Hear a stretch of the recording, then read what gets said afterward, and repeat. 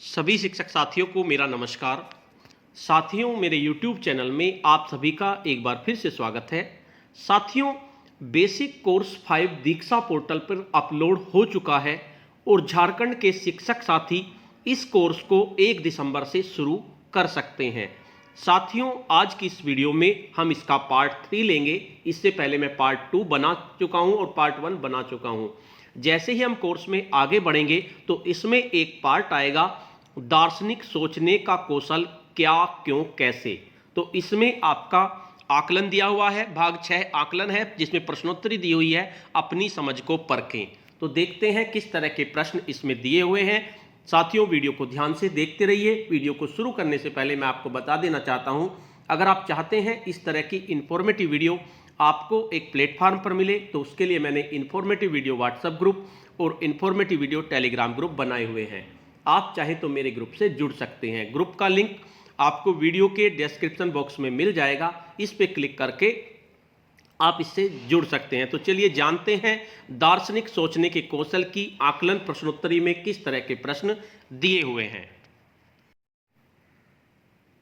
दार्शनिक रूप से सोचने के कौशल में आपका पार्ट 6 में आकलन दिया हुआ है। इस तरह से हम जैसे वीडियो को प्ले करेंगे तो इस तरह से हमारे सामने आ जाएगा। उसके बाद एरो के निशान से आगे बढ़ेंगे।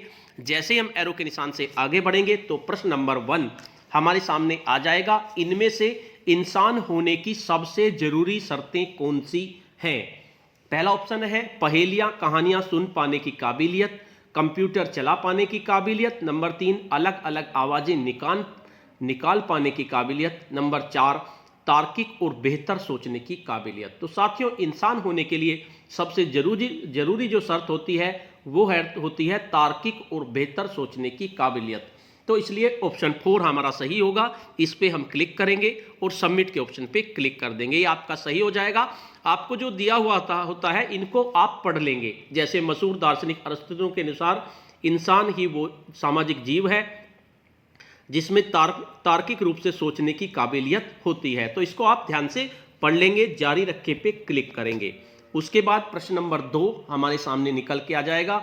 इनमें से कौन से प्रश्न दर्शन शास्त्र के अंतर्गत आते हैं? नंबर 1 इंसान और जानवर में क्या अंतर है? यह आपका दर्शन शास्त्र के अंतर्गत आता है। इस पे हम क्लिक कर देंगे। आप गर्मी के मौसम में क्यों उगते हैं? आम गर्मी के मौसम में क्यों उगते हैं? ये इसमें नहीं आता। आज भिंडी खाऊं या ना खाऊं? ये भी नहीं आता। और फोर्थ है कैसे पता करूं कि यह झूठ नहीं है? यह भी आपका सही है।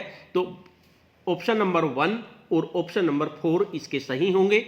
इस पे आप क्लिक करेंगे और सबमिट के ऑप्शन पे क्लिक कर देंगे। ये आपके सही होंगे। उसके बाद जारी रखे पे क्लिक करेंगे। तो तीसरा प्रश्न आपके सामने निकल के आ जाएगा। प्राथमिक कक्षा में बच्चों में दार्शनिक तरीके से सोचने के कौशल का विकास करना क्यों जरूरी होता है? नंबर 1 ताकि बच्चे परीक्षा में अच्छे अंक ला सकें। नंबर 2 स्वयं को सहजतापूर्ण अभिव्यक्त करने के लिए। नंबर 3 वैज्ञानिक प्रयोग समय से कर सकें।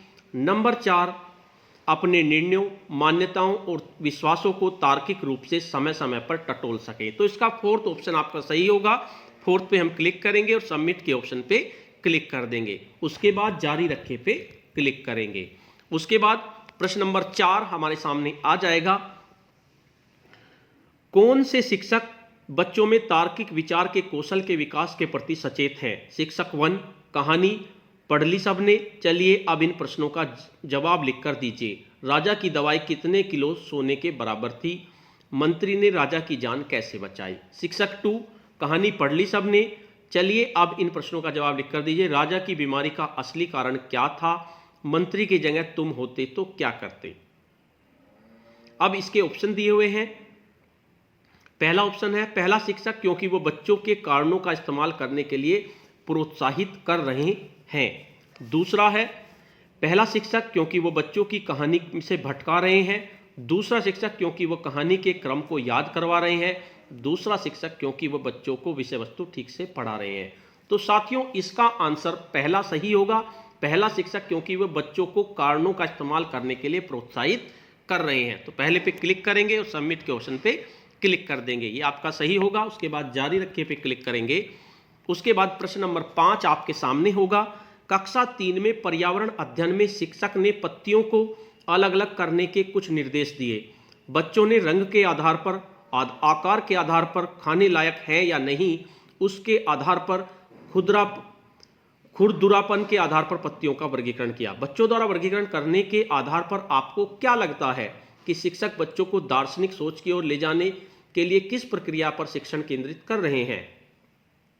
पहला ऑप्शन है आपका सूचीकरण करने से वर्गीकरण करने की ओर, दूसरा ऑप्शन है पसंद करने से आंकने की ओर, तीसरा ऑप्शन है अंदाजा लगाने से अनुमान लगाने की ओर, और चौथा ऑप्शन है आपका स्वीकार करने से परिकल्पना करने की ओर।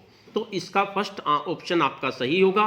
फर्स्ट पे आप क्लिक करेंगे और सबमिट के ऑप्शन पे क्लिक कर देंगे, ये आपका सही हो जाएगा। जारी रखे पे क्लिक करेंगे। उसके बाद प्रश्न नंबर 6, शिक्षिका 1 गुरुत्वाकर्षण बल पढ़ाने के लिए उन्होंने अपनी कक्षा में गेंद ऊपर फेंकी।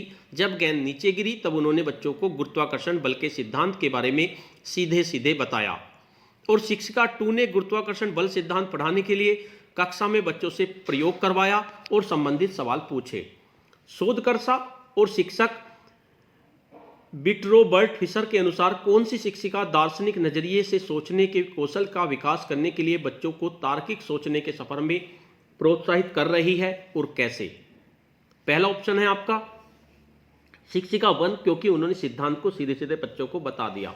दूसरा ऑप्शन शिक्षिका 2, क्योंकि वो बच्चों को खुद से वैज्ञानिक सिद्धांत पर पहुंचाना चाह रही है, ये आपका सही होगा। शिक्षक 1, क्योंकि वो बच्चों में वैज्ञानिक दृष्टिकोण लाना चाह रही हैं, ये भी गलत होगा आपका। और शिक्षक 2, क्योंकि वो बच्चों में वैज्ञानिक दृष्टिकोण लाना चाह रही हैं, तो इसका ये भी सही होगा।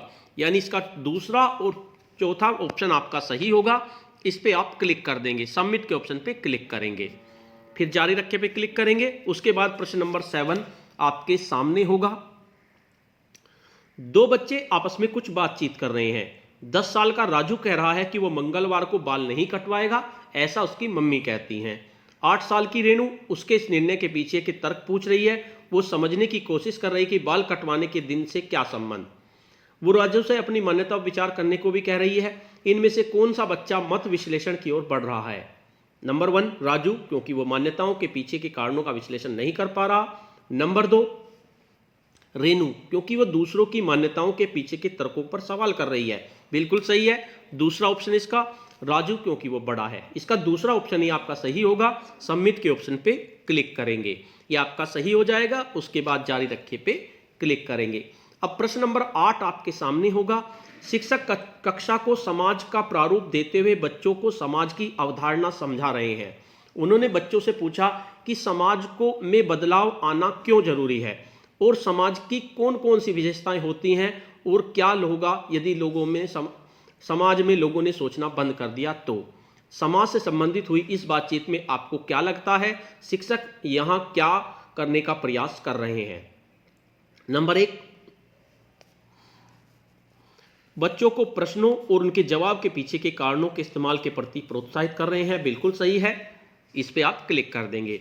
बच्चों के तर्कों को काट रहे हैं और बिना सोचे चर्चा आगे बढ़ा रहे हैं, ये गलत है। पारंपरिक तरीके से सोचने की विधि को नकार रहे हैं, ये आपका सही होगा। और बातचीत के जरिए अवधारणा को समझा रहे हैं, ये भी आपका सही होगा। यानी 3 ऑप्शन आपके पहला, तीसरा और चौथा ऑप्शन आपका सही होगा। सबमिट के ऑप्शन पे क्लिक कर देंगे, ये आपका सही हो जाएगा। जारी रखे पे क्लिक करेंगे। उसके बाद प्रश्न नंबर 9 आपके सामने होगा। कक्षा में दार्शनिक मुद्दों पर संवाद के लिए शिक्षक ने क्लोजर गतिविधि से पूरी प्रक्रिया का विश्लेषण किया। क्लोजर में बच्चे चर्चा के अंत में अपनी समझ कुछ शब्दों में सभी के साथ साझा करते हैं। इनमें से कौन सा शिक्षक प्राथमिक कक्षा में दार्शनिक विचार का सही मायने में आकलन कर रहे हैं? पहला ऑप्शन है शिक्षक कै, जो क्लोजर की विधि के जरिए बच्चों को अगली चस्की लिए मुद्दों को याद करवा रहे हैं, ये तो आपका गलत होगा। उसके बाद शिक्षक है जो क्लोजर की विधि के जरिए बच्चों में क्या नया सीखा उस पर उन्हें चिंतन करने का मौका दे रहे हैं, ये आपका सही होगा। उसके बाद शिक्षक गए, जो शिक्षण के दौरान किस बच्चे से अच्छे प्रश्न नहीं पूछे इस पर ध्यान केंद्रित कर रहे हैं, ये तो आपका गलत होगा। और शिक्षक है जो शिक्षण के दौरान बच्चों में आए बदलाव पर ध्यान दे रहे हैं, तो ये आपका सही होगा। यानी दूसरा और चौथा ऑप्शन आपका सही होगा। सबमिट के ऑप्शन पे क्लिक कर देंगे, ये आपका सही हो जाएगा। जारी रखे पे क्लिक करेंगे। उसके बाद प्रश्न नंबर 10, दो शिक्षक तीसरी कक्षा के बच्चों को पहाड़े इस तरह सिखा रहे हैं। पहला शिक्षक जो गणित में पहाड़े लिख लिख कर रटवा रहे हैं, दूसरा शिक्षक जो तीसरी कक्षा के बच्चों को खुद के कंकड़ों का उपयोग करवाकर पहाड़े बनाने का अवसर दे रहे हैं। इनमें से कौन सा शिक्षक शिक्षा के उद्देश्य को पूरा करने की ओर बढ़ रहे हैं और क्यों? इसमें आपके शिक्षक नंबर 2 जो हैं वे बढ़ रहे हैं, क्योंकि वो बच्चों को ध्यान पैटर्न की ओर ले जा रहे हैं। तो इसका दूसरा ऑप्शन आपका सही होगा। इस तरह से आप इसको सबमिट कर देंगे। दूसरा विकल्प आपका सही हुआ। जारी रखे पे क्लिक करेंगे तो इस तरह से आपकी ये प्रश्नावली कंप्लीट हो जाएगी। तो साथियों, जल्द ही मिलते हैं इसकी लास्ट और महत्वपूर्ण प्रश्नावली पर पैकेज आकलन 5 पे। तब तक के लिए नमस्कार। अगर आपको ये वीडियो अच्छी लगी तो इस वीडियो को लाइक कीजिए, शेयर कीजिए और वीडियो पे कमेंट्स कीजिए। और अगर आप मेरे चैनल पे नए हैं तो चैनल को सब्सक्राइब कर लीजिए और बेल के आइकन को प्रेस कर दीजिए, जिससे कि आपको नेक्स्ट वीडियो का नोटिफिकेशन मिल सके। धन्यवाद।